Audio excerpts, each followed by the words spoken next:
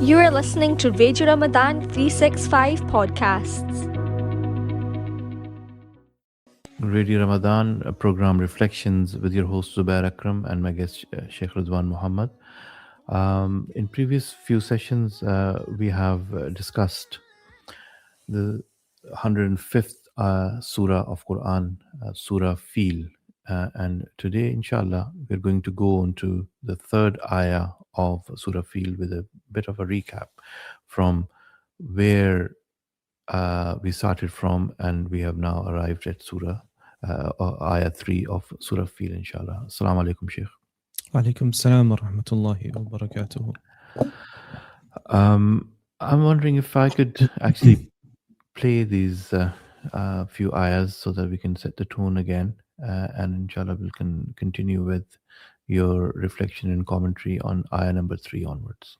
Bismillahir Rahmanir Rahim. In the name of Allah, the entirely merciful, the especially merciful. ألم تر كيف فعل ربك بأصحاب الفيل Have you not considered, O Muhammad, how your Lord dealt with the companions of the elephant? ألم يجعل كيدهم في تضليل Did he not make their plan into misguidance? وأرسل عليهم طيرا أبابيل And he sent against them birds and flocks, ترميهم بحجارة من سجيل striking them with stones of hard clay, فجعلهم كعصف مأكول and he made them like eaten straw.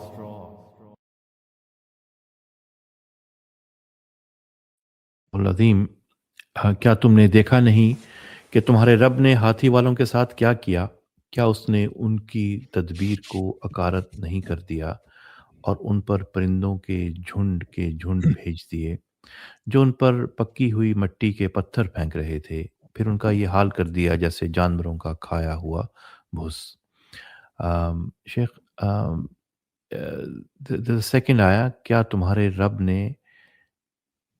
तुमने देखा नहीं कि तुम्हारा रब हाथी वालों के साथ कैसे निमटा? I think this is what I heard English today, how he dealt with the people of elephant. Instead of कि क्या किया in Urdu, it's like how did he deal with them? कैसे निमटा, यानी उनका काम तमाम कैसे किया.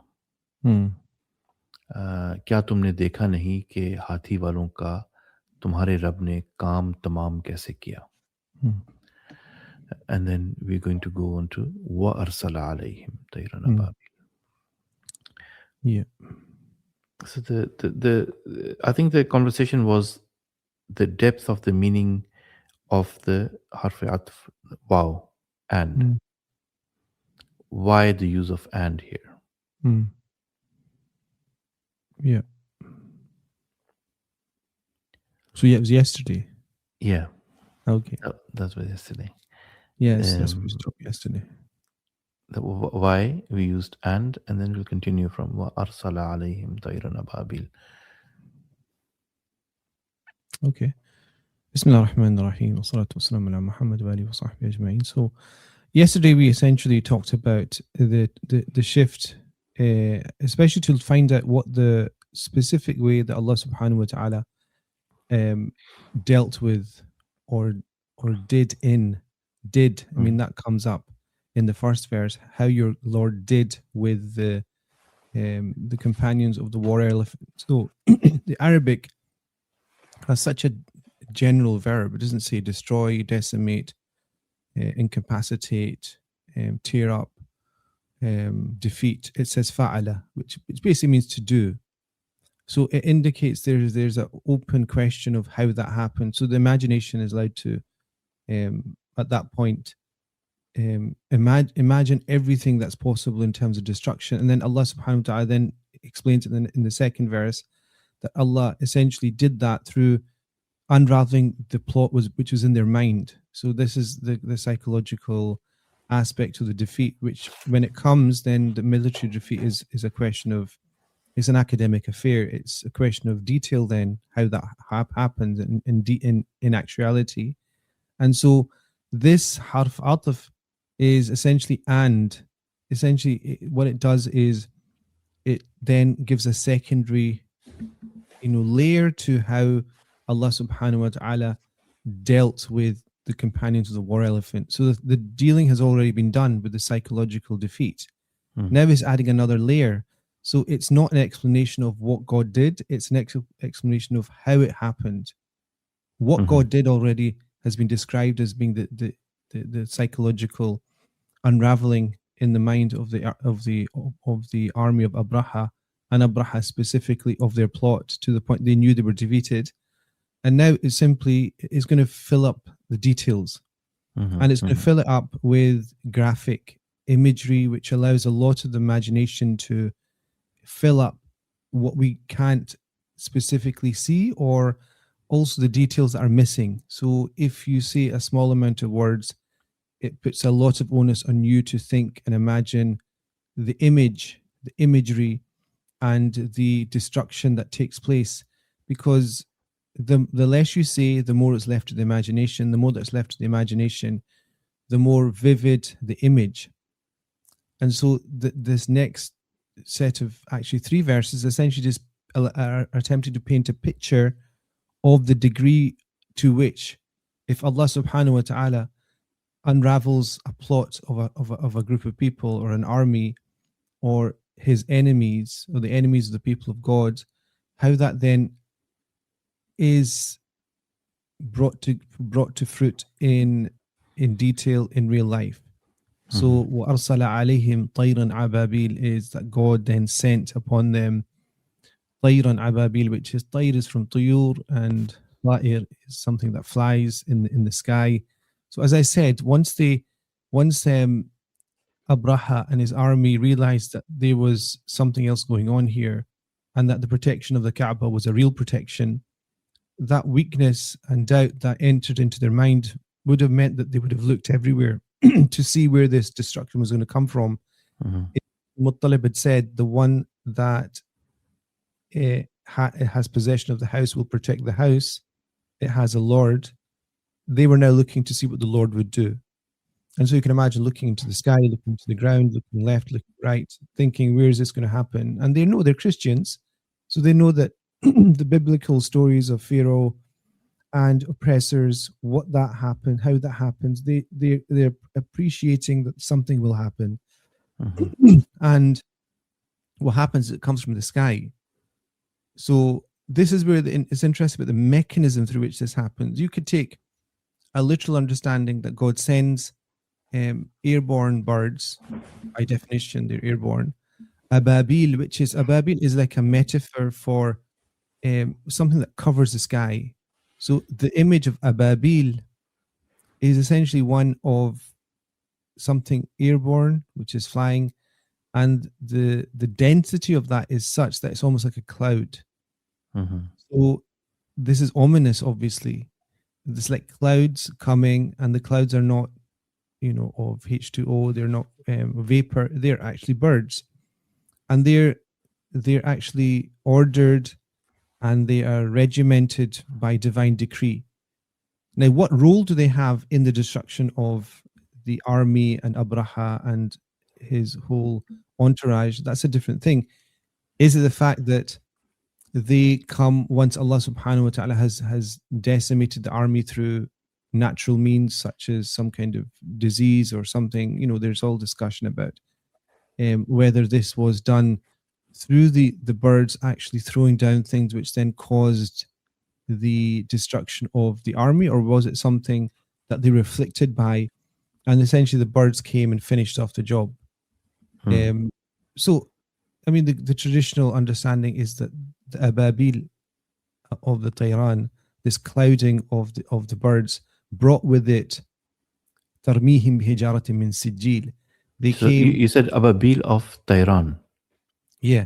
So Ababil is like this cloud of birds. So when Okay. if I said it's birds, it would just be birds coming, flocking, and but this is the thing about the birds is that they're ababil. This is what's unique about this situation. And also Tayran, I also mentioned there's a kind of a morphology play here, which is Tayran is like a unity. It's not tuyur. Tuyur, if I said tuyur, grammatically or morphologically in sarf, indicates lots of birds flocking. Okay, so you've got kind of an array of unconnected birds flocking and parting. But Tayran is almost like you're building like this kind of military cloud, complete envelopment.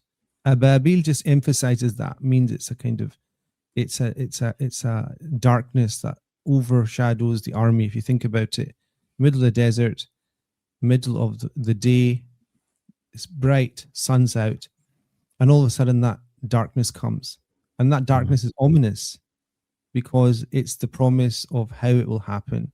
Kayfa fa'ala rabbuka. The kayfa, remember we said how does it happen?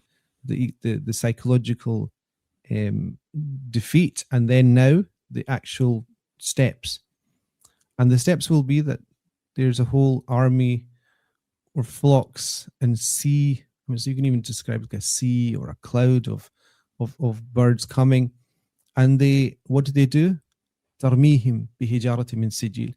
And at this point is interesting in the chapter because it moves from God, Allah subhanahu wa ta'ala, being the central actor in this whole thing. If you think about it from the beginning, O Muhammad, have you not seen how your Lord did to the companions of the elephant?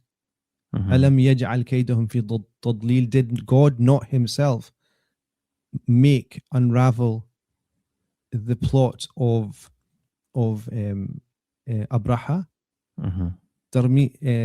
وَأَرْسَلَ عَلَيْهِمْ طَيْرًا أَبَابِيلَ. And God sent towards them birds in a cloud-like formation. This is so God just the doing it. cloud-like formation makes it ominous. Yes. So my point here is, but who's doing it? It's God up until this point. So God is doing something to the companions of the elephant in the first verse. Second verse, God is unraveling their plot and making it futile and causing a psychological weakness in their minds. God is the one that's sending this cloud of ominous bird-like or actual birds towards the army of Abraha. And then it says, Tarmihim bihijaratin. And these birds will now pelt the army of Abraha, Ashab al-Fil, with hijaratin min sijil. So at this point, it's interesting because it moves from God to the birds. So now the birds are being weaponized, you would say nowadays, instrumentalized. They're being utilized they're partaking in the destruction now. So it's from that God works through means all times. So if God wants to bring anything to fruition or anything to destruction, there's means by which that happens. So if a civilization rises, God wills it to rise, but it happens through means.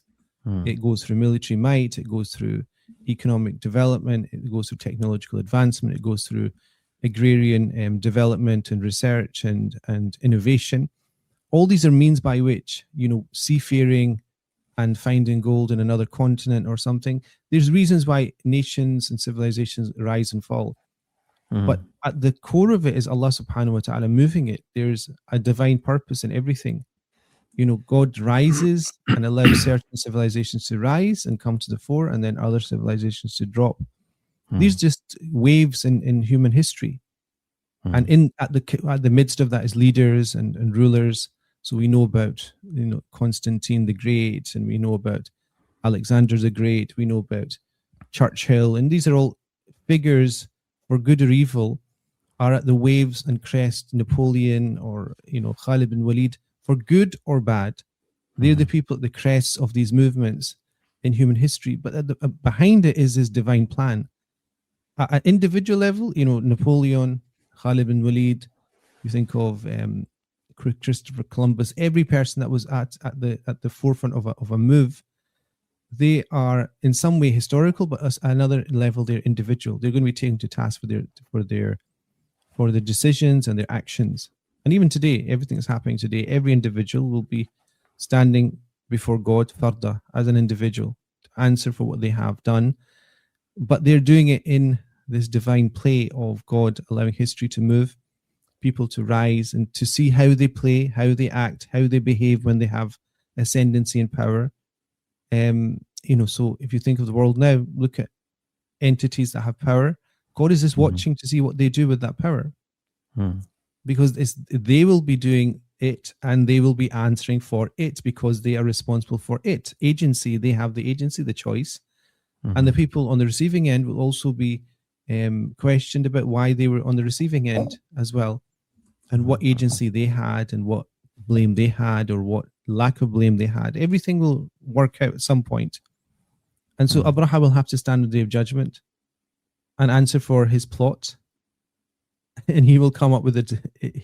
This is interesting, isn't it? Because on the day of judgment, Abraha will come and he will say, think of it. He will say, look, I established a church, which is the worship of God. This is how Christianity was given to me. It's the religion of the Prophet or Jesus, Isa alayhi salatu wasalam. Mecca was a center for pilgrimage of idol worshippers. So on the face of it, on paper, I'm doing the right thing.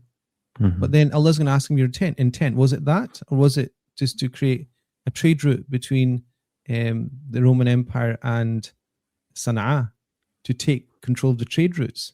And that's like now, look at America, look at the presidency, the quote unquote Christian, quote unquote fighting infidels, a new type of crusade. And so he will stand, in front of God with his orange complexion, will have to answer. And what was in your mind when you were doing it? Was it that, or was it something completely different? So this is where it becomes really interesting, because Abraha is not like a pharaonic figure in this. He's not like Nimrod. He's not like this evil entity. He's conflicted in terms of how we see him, but in terms of the divine plan, he's disposable, because there's a bigger platform created here, which is the coming of the Prophet ﷺ. So he is caught up with his ego in a divine plan where he shouldn't be.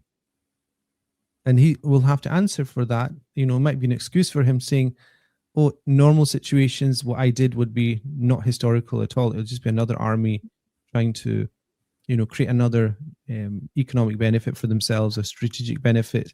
But unfortunately for him, he's caught up in the fact that the Hijaz, Mecca, and also Madinah Nawara is being prepared for the coming of the final Prophet ﷺ. And so he's like collateral to that, but also individually responsible for it as well. So when the birds come, they are coming in this ominous form, and what they do is they tarmihim. This is when God then says, okay, nature has a role. The way that cause and effect works is the way that the world works, and that's how it's going to work now. Tarmihim bihijaratin min sijil. They pelt them with stones which are made of sijil. And so there's a kind of interesting here. You could either, Abu Hanifa, and there's a qira'ah which says yarmihim, that God pelted them with stones of sijil. Sijil is like it's like clay, but it's like kind of hardened clay. So it's not stones. It's not like like you have a proper stone, which is something substantial. The sijil is essentially a mud which is baked by the heat, naturally or otherwise. But you could crush it. If you took it in your finger and you would actually be able to break it. So there's that sense of humiliation here as well. That the Fil, which is this kind of war elephant, it's not even an elephant, to be honest. It's a war elephant. It's used in warfare. It's used to inflict fear. The way that that's countered by God is essentially to decimate them through something insignificant to an elephant, which is a bird. Okay. And the thing that the birds are going to use is something that can be squashed by the human hand, sijil. So there's a sense of haqara. Haqara is like kind of contempt, Humiliation. humiliation, contempt, denigration of the plan of Abraha to try and bring Mecca to its feet, to its knees, and that's not going to happen. So what's starting to come out there is like, this is humiliation now. If you try and humiliate the plot of God, you will be humiliated. And this is the end of it. The end of the chapter is very simple because it's just giving a picture, a pictorial, visual representation of absolute destruction through divine protection, through the use of cause and effect, through the introduction of airborne birds that will then humiliate. And then there's a whole discussion, because the Quran doesn't say, did the actual sijil, these clay, baked clay stones, or even clumps of baked clay, did they cause the death? I mean, would a projectile thrown from a high distance cause the death? Or is it that, there was some kind of other cause and effect here, which is some kind of infection, or there was, I was actually at a mosque quite close to where I'm here. And I was with my son, and there was, it was a crow actually. So I just kept hearing noises in the marble, old mosque. It's one of the oldest mosques in Istanbul. And I kept hearing sounds on the marble, and I would see things dropping all the time. I was thinking, what's that? And when I looked up, there's no trees. So what it was, there was a walnut kept falling down, and then after a weird period, I sat down and I kept looking, and then I realized it was birds taking them up really high and then dropping them down onto the marble. And at some point, the walnut case would break, and then the bird would come down and eat it. So I was looking at the way that they were doing it. If it wouldn't break, they would take it back up, go up, drop it, come down, up, down. So it's very intelligent. It uses laws Gravity. of physics. It uses this ingenuity to get its end game. And we know that there's also birds that what they do is they take stones and they actually target things. So they will take a stone and they will target a thing that they want to eat, like a skull, and they will throw it onto the skull, and skull will break, and they will use that to get access to what's inside the skull. So we know that birds, make use of stones and projectiles to actually as an instrument. So this is what the Quran also plays on here, because it plays on the fact that they may have thought that this was some kind of that the army was some kind of food source. There's vultures, as you know, in the Hijaz as well. So there's all this imagery of the birds basically feasting. So the idea is of feasting. The idea is that, because it's going to come into the next verse, there's the feast here for the birds, that God has placed upon the earth a banquet for this ominous, cloud of birds. So it's not just God is using them to kill and destroy this army. There's a benefit for the birds as well. So they're coming in and they've got a natural inclination towards feasting. And what happens is the whole army is decimated. Disease grips the army. They start to retreat. And as they retreat, they're cut and they're injured, and there's open wounds. And open wounds in the desert will become infected. Once they become infected in a large army that's moving together, the infection is going to spread.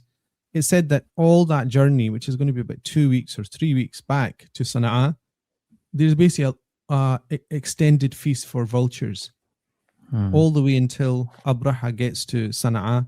He gets there and his flesh is falling off, and he basically dies of natural causes through the infection of the lacerations on his body. And that feast idea is just summarized in the final verse. So I'm going through, we took like, I don't know, like all up until now, we've done 2 verses. So I'll do all 3 in one go. Okay. As we always do, if you want me to. Reflections with Shaykh Ruzwan, Surah Fil, almost coming to an end, I think probably by another session, inshallah. And then we'll go on to Surah Quraysh, an ad break right now. And we'll be back with a bit of discussion on the psychological warfare. I've got a few questions in mind, how they lost the psychological intent, and then moving on to how it was done. In the name of Allah, the entirely merciful, the especially merciful. ألم تر كيف فعل ربك بأصحاب الفيل Have you not considered, O Muhammad, how your Lord dealt with the companions of the elephant? ألم يجعل كيدهم في تضليل Did he not make their plan into misguidance? وأرسل عليهم طيرا أبابيل And he sent against them birds in flocks, ترميهم بحجارة من سجيل striking them with stones of hard clay, فجعلهم كعصف مأكول and he made them like eaten straw. Okay, Bismillah. Just before the break, Sheikh, we were, yeah. So the question I had before the break in my head was, I've heard that their psychological state was damaged, and they did not receive this wahi. Is it because of the elephants weren't entering the precinct? Is it because there was this dialogue between Abdul Muttalib and Abraha that broke the intent? What was it?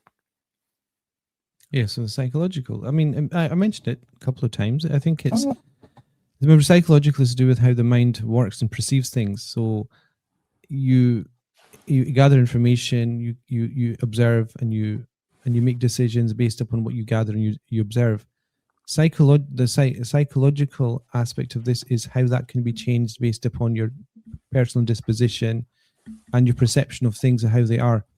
So, you could go into a situation. I mentioned this thing yesterday. Like if Nietzsche, the famous German philosopher, he said that you're essentially like a fire that's burning, and you have a choice on what kind of fuel of thought you use to nourish that fire, to keep the fire going, either good or bad.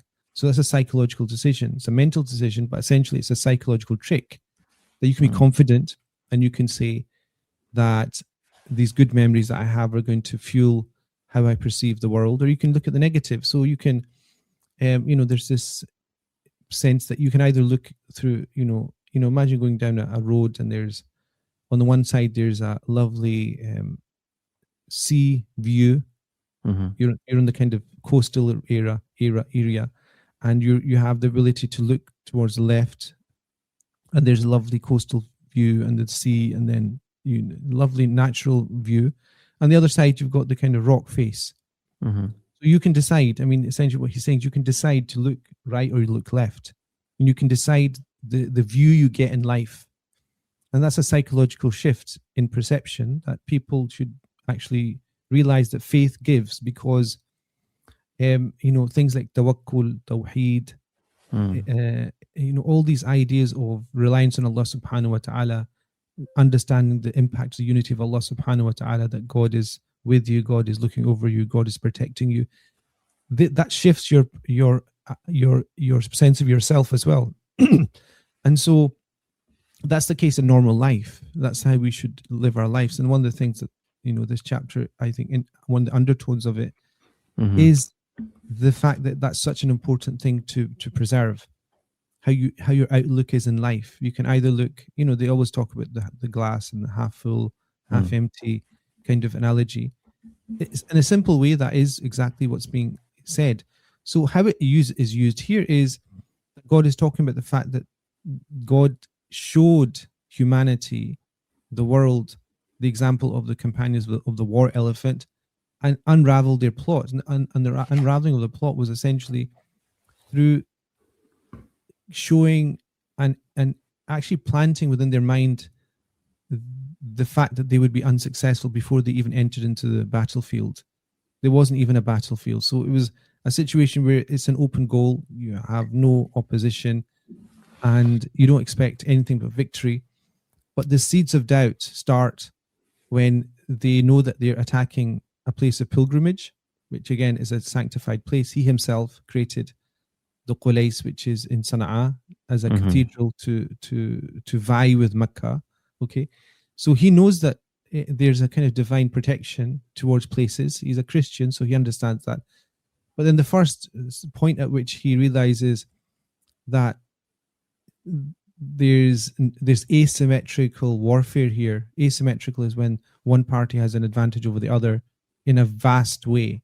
So asymmetrical meaning like the Somalis against the Americans in the Red Sea, for example. Asymmetrical, you have to wage asymmetrical warfare. In other words, you have to use guerrilla tactics, you have to use contrifuge, you have to use different methods. And so the first point at which that happens is when Abdul Muttalib says, give me my camels. I don't care about the house because the house has a Lord that will protect it. So, Abraha is thinking, well, he's got a lot of faith. But the back of the mind is this sense, okay, so he has confidence. Where does it come from? And so at that point, he's the leader. He's leading the army. He's deciding. He could decide to go back. I mean, no one's going to say to him, we came all this way. Why we decide to go back? He's in charge. So if he capitulates, the army capitulates. And the second point at which that capitulation takes place is when the elephant, which is at the forefront of the army, and which is the calling card of the army, refuses to obey for no reason apart from the fact that it's being mahbus. It's basically being held ransom by God, and that he knows that. And at the moment he knows that, then that's the cycle. The will to fight disappears, and that's the psychological defeat. And once you destroy a person psychologically, you destroy their confidence. The person's a shell of what they are, and that's what an army becomes. At the moment you lose the confidence, modern history shows you that the moment that you lose confidence, you become fearful. At that point, defeat is just, it's a question of how the defeat takes place, not when the defeat takes place, or even how the defeat takes place. It's a question of defeat's inevitable. You have no self-confidence, and so how is it going to work? And that's the same with nations that, Ibn Khaldun talks about this. Nations go into, 3 generational cycles, especially ones that try and take land. They go through 3 generational cycles where the initial people come with this fervor and this intent, and they take the land, and then the next generation builds it and brings it to fruition. The third generation don't know why the first generation came, unless they're told, and even then they're not. And then that energy disappears, and it's an inevitable decline. And it's almost like at the decline is when the dog barks the most. It's at that point where it becomes its most violent. It lashes out, and essentially that's the situation. That's Ibn Khaldun. Yeah, so he has this. One of his main ideas is cyclic, the rise and fall of nations. So, based upon this idea of asabiyya, which is tribal affinity and coherence, and so like if you think of in the modern age, I don't know, Israel's a perfect example of this. Took land, came with this a kind of almost like pioneering spirit, like the Americans that came to the New World, the people that came to the New World from Europe, pioneering spirit, arrived in the East, moved towards the west of America through the Midwest. They were pioneers, weren't they? They had this fervor, and so when the state of Israel was founded, it had that fervor, that sense of get up and go, that sense of purpose, but essentially somebody else's land. It's undisputed genetically. The people that came didn't belong to the land, and it's known now they don't. That fervor reached its peak probably 10, 15 years ago. And now you're finding, the people that are there now, they're not Jewish in terms of religious practice. One of the centers of deviant sexuality is in the world actually is Tel Aviv. And Orthodox Jewish rabbis I've spoken to have mentioned this and lamented that as well. So that society is in free fall morally, culturally. And I think morally, the way that manifests is the fact that even general sense of humanity, of human life is disappears.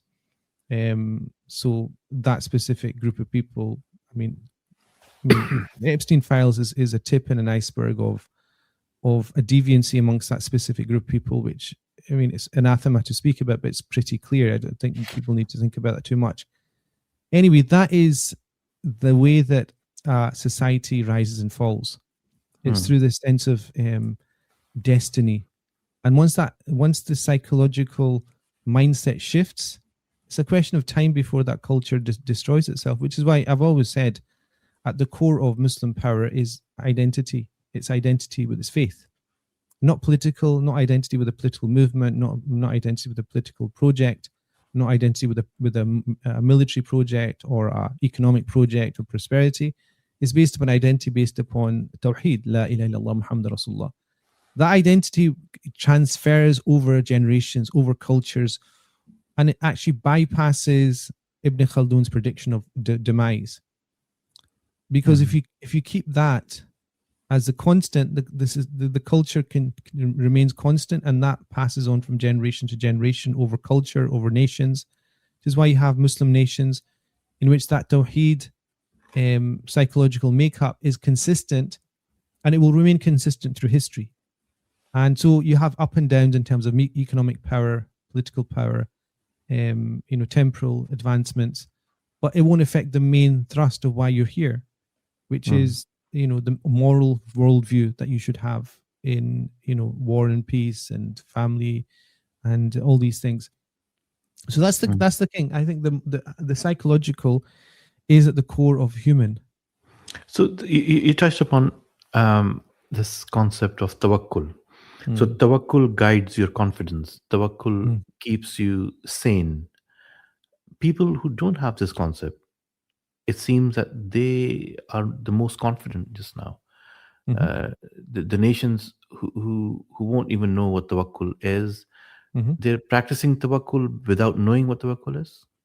No, and because they're more confident. No, I mean, confidence is for different reasons. Confidence in the divine plan is different from confidence or in results. So one type of confidence. So confidence is from divine plan. No, there's confidence in divine plan, which is tawakkul. Okay. What you're talking about is this self-confidence, self-assurance, which is confidence in results, in the S&P 500 increasing 8% every year. Confident. I'm going to invest for my pension this way. I'm confident I can retire on £500,000 so I can survive. Confidence that we can impress our military might on weaker nations. Confidence, in other words, in result. And God's not part of that. So that type of culture, actually, interestingly, that thing I talked about, psychological cycles of Ibn Khaldun, is related to confidence in outcomes. So that confident outcomes will, I'm saying, be cyclic, and that nation which is confident will come to its knees. And that's history. I mean, I don't have to prove that. That's the case. Holy Roman Empire. Read Gibbon's history of the rise and fall of the Roman Empire. You'll see his take. Amazing book in literature. His theories are a bit weird, but the point is rise and fall. The rise and fall. So what we're saying is confidence in as well. So confidence in outcomes is a choice, and it's a bad choice. No, it's just the world works based upon life and death, growth and death. Growth, you have growth, and you have one company rises, another company falls. That's the natural way that the world works. It doesn't lead to growth all the time. It leads to a bubble or of confidence or overstretching, which then comes to an end. So that's just a natural cycle of how things grow and fall. Unless you have you could create systems where like the Rothschilds, for example, they have systems through which the wealth of their family remains in growth. So structurally, they've set up the families so that they will continue to grow beyond generations. Whereas most families, they might have one individual successful, and that after death, inheritance is split between people. One of those people might be successful, other 5 or 4 may not be. And then after 3 or 4 generations, it disappears. And you also have very wealthy families in human history, in European history, actually, that were more richer than the Rothschilds, but then their wealth just disappeared through death, through inheritance, through divorce, through squandering. There was no system in place. So you can have a system in place to extend it. Legally, you can have trusts and all these things. But the point here is that tawakkul is a confidence in the ultimate outcome of things. And this is why the Quran says, فَتَوَكَّلْ عَلَى الْحَيِّ الَّذِي لَا يَمُوتُ. If you're going to rely and have reliance in the living that never dies. The Ibn Khaldun cyclic idea. You don't want to have confidence in that, because at some point there's going to be a bubble, it's going to burst. This is the big thing, and economic theorists and prediction analysts are talking about when's the next big bubble, which essentially is the American economy hitting the wall and having to face its 33 trillion or whatever debt. At that point, you're going to have the mother of all, as I say, the mother of all recessions. And in fact, they'll have to actually come up with a new word for that type of recession. If you have a shift from the American dollar-based economy of the world to one that's based upon resources, that shift will have to be given another name. It won't be a recession. It won't be, something that is already talked about, like the Great Recession. This is not going to be a recession. This is going to be something completely different. And so that will be Hayy Mayyit, the living that never dies is God. And that's to do with confidence in the ultimate, direction of history, not in what you were saying. Tawakkul is not about confidence in results because of your own skills or your own abilities. Tawakkul is reliance in faith, reliance in Allah's will. The ultimate, not as much as that, as much as the ultimate confidence and reliance on the direction of history. So if you abide by moral rules, outcome will be good, and you don't have to worry about the outcome. You just have to follow what's moral. In other words, in an action, if it's moral and you did it morally, you're successful. It's not about. In my mind, there's a disconnect between, if we don't understand tawakkul with mastata'atu, how do we bridge the two? They're tied. They're tied, because in the Quran it's tied. Like, this idea of, I know what you're asking. Tawakkul seems to be this kind of reliance on God and putting your hands into the sky and making dua without looking at what's happening around you. And the other is mastata'tum, is essentially your ability and your capacity. You're told to do both. The Prophet famously said, tie your camel and then rely on God. In which you first of all do the means. So that's a moral thing as well. To tie the means and to make the effort is a moral choice. To not to make the effort and not to put into place the steps to get what you want to is immoral as well. So defining the outcomes is necessary. Having the confidence in outcomes is necessary. And then having the tawakkul that if we did this will be the outcome. But God-centered. Otherwise, it's all that you've said is similar to what a person didn't believe in God would say. It has to be all centered in a godly outcome, moral outcome. So if you remove morality from it, the world economy is based on interest-based debt. That's immoral. It's destroying the world, destroying families, destroying the planet, destroying individual lives.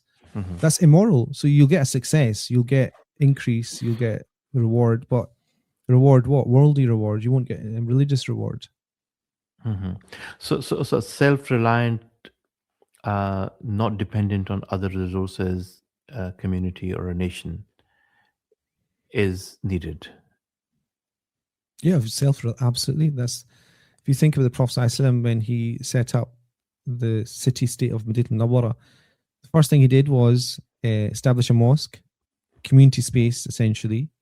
Second thing, he created an extremely large space of open trade in the city, which was a souq. The Prophet actually went out and himself ﷺ delineated the place where people could trade and sell things without having to pay a tax to the to essentially was the Jewish tribes of Madinah Nawara, Bani Qurayza, who basically would have a monopoly over places where people could sell their goods. And so the Prophet gave an open space for people to sell. That is reliance, self-reliance. He allowed people, tribal people, to come in and sell what they had, and they would get a good price for it. And the Prophet forbade monopolization in the marketplace. The Prophet forbade people from meeting even a caravan before it came to city to short sell as well. So this is self-reliance. This is creating a vibrant economy. And then the Prophet created the Pact of Madinah Nawara, which was essentially to set down the rules through which people would interact with each other and protect the safety of the city, so that people could know that when they came to sell and buy, they would come and sell and buy, and they would go without having any fear of what they had made in profit being stolen from them. And so all that is what? The reliance. That's like, people always forget the Prophet first and foremost was a prophet, guided by God, who put in place the mechanisms through which his city would be successful, and people would come to it and they would say Madinatul Munawwara, the enlightened city. City meaning city is the place where you have indebtedness to the system, which is created to create success and prosperity. And Munawwara is the radiant one. So when the Prophet established the city, that's why, in the last years of the Prophet's blessed life, when the tribal leaders came, they saw what was happening in Madinah Munawwara. They all wanted to be part of it. They all wanted to partake in the teaching that he brought, that brought this prosperity. And when they saw the prosperity, they also found the faith also enticing as well. So all of this is resort kind of going for material means, adopting all the means available, all the tools available at the time. So building of a mosque, an economic hub, rules around that, security. And also akhawa as well, which is brotherhood, social network, the social, you would call the social net of poverty. Immigration policy, who could come, who could not come? No, it was there's no immigration policy. Policy was open. The only thing that was there was a safety net for people that came, in which they were, akhawa was famous because the people who came from outside were given a named individual that would take care of their welfare. So so you've got, and look, this is all like master stroke. Each of those, if one person in history did it, they would be studied. Like if all the Prophet did in his life was move from Mecca and Medina and set up a mosque, set up a souk, a marketplace, okay, countering the monopolization of the marketplace by the Jewish tribes in Medina al-Nawara.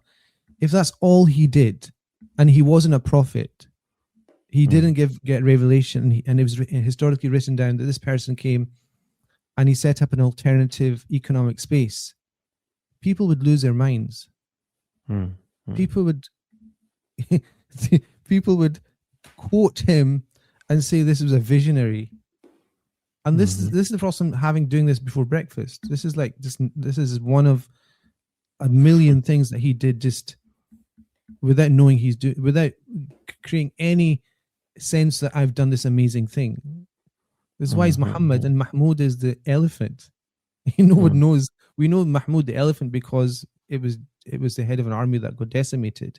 But that issue of creating the means and the infrastructure is something the Prophet created.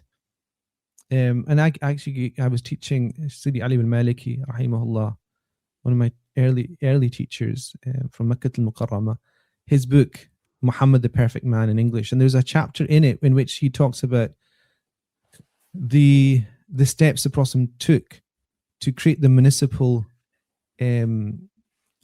structure of the city.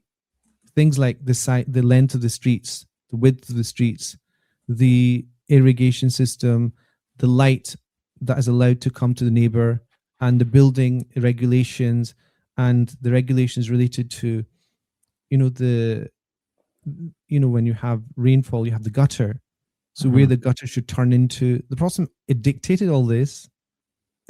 So there's kind of street planning, this was urban planning, there was planning about the marketplace and the tasks of the marketplace and the person that would go in and check the weights and measures. This is just one small thing the Prophet did to create prosperity.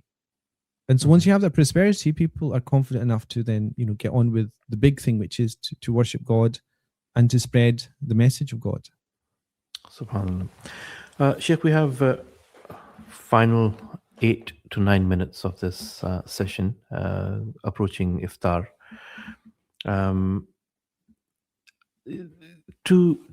To have confidence and to build confidence is a requirement. I'm going somewhere with this, with the name of Allah, Mutakabbir. I want to end with Ya Mutakabbir. But before I ask you that, is this a requirement? To have confidence, if you don't have, build one. If you do have, make sure you have the means to have the vitality of confidence. So, the thing about confidence is we have think about psychology, self-confidence. The idea of self-confidence is essentially placing reliance upon your own capacity, your own, your physical capacity, your intellectual capacity, your skill set. So self-confidence is to feel that you have the ability to do a specific thing based upon the skill set that you have, either through experience or through just belief that you are able to do it if you're just starting off. Self-confidence is and can come very close to being a spiritual disease unless it's grounded in this idea of tawakkul, which is, we talked about the reliance on Allah subhanahu wa ta'ala. So self-reliance is a virtue, is something that, gives a person self-belief. It gives them the ability to, essentially self-love. They have this sense that they are important, which is important in spirituality as well, that you have care for yourself, that you care for yourself, that you care, like at a very basic level, that you care that your akhirah is going to be something of benefit to you. So this is something that we know, like you have to have self-love, self-care, so that at even the physical level of the body that's God given is an amana that you need to take care of, is related to, tawakkul as well, because it ties in with that self-confidence.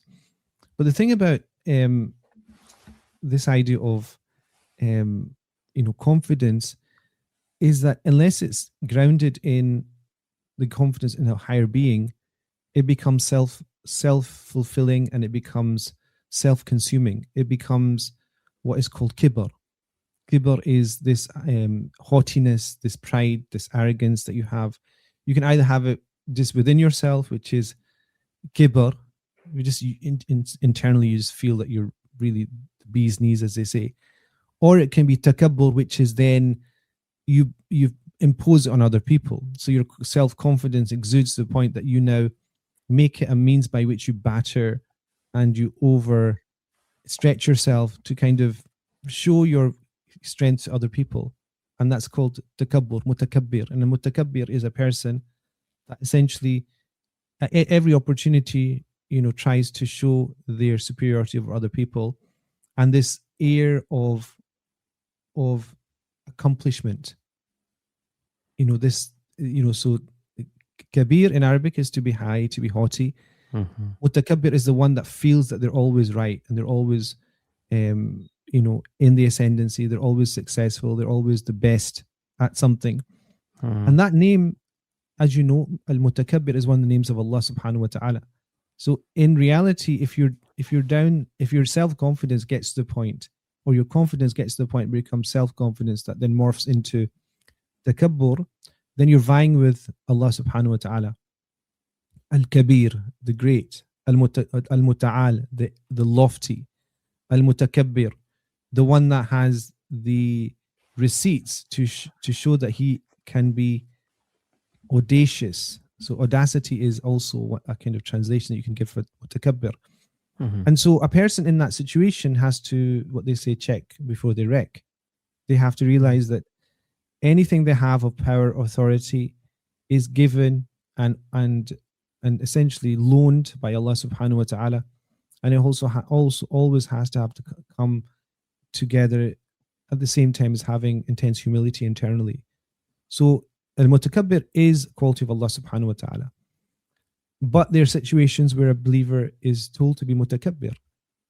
So this is the thing. If you take the quality and you associate with its origin, which is Allah subhanahu wa ta'ala, you're just a means by which that audacity and that self-confidence is used for a purpose, which is in conflict, in a situation where it's required. And this is, again, going back to that long discussion we had just a minute ago about in preparation and taking the means and insisting that the way to do something, the cause and effect, is put into place.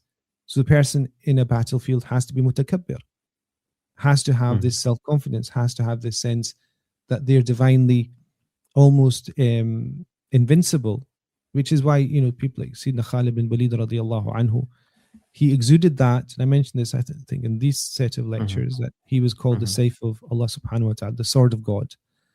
And he had takabbur in the battlefield because it came from the fact the Prophet said, فَأَخَذَ الرَّايَةُ سَيْفًا مِنْ سُيُوفِ اللَّهِ, that the banner of the Battle of Mu'tah was then taken after the defeat and martyrdom of three of the prominent Muslims at the time.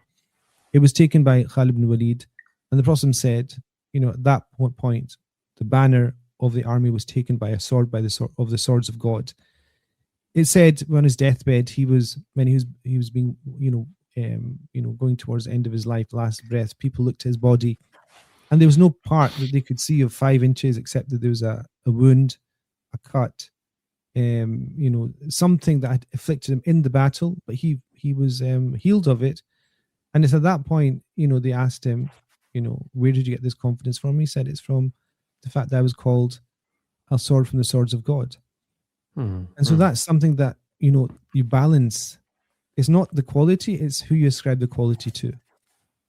And that's why tawakkul and tawheed are so important. I said the identity of a Muslim as a nation, as an individual, stretches across human history, and it will not rise and fall, because that identity will remain whether you are in the ascendancy at one point or not in another. In the eyes of Allah subhanahu wa ta'ala, you're honored. This is why Imam Shadili rahimahullah, he said that the faith of a basic Muslim, weak Muslim, of saying La ilaha illallah Muhammad Rasulullah, if it was shown to the whole of the cosmos, all of creation, all the wealth and everything you see in the world and beyond that, he said if it was compared to the light of a simple believer, a simple poor believer, he said it would efface and destroy it. It would decimate it. And so our victory is on that basis. I mean, nations rise and fall, people die and they live. But La ilaha illallah is something that you cannot weigh. I think we will end at this note, inshallah. Back tomorrow with another session of reflections. Up until then, Assalamu alaikum wa rahmatullah. Alaikum salam wa rahmatullah.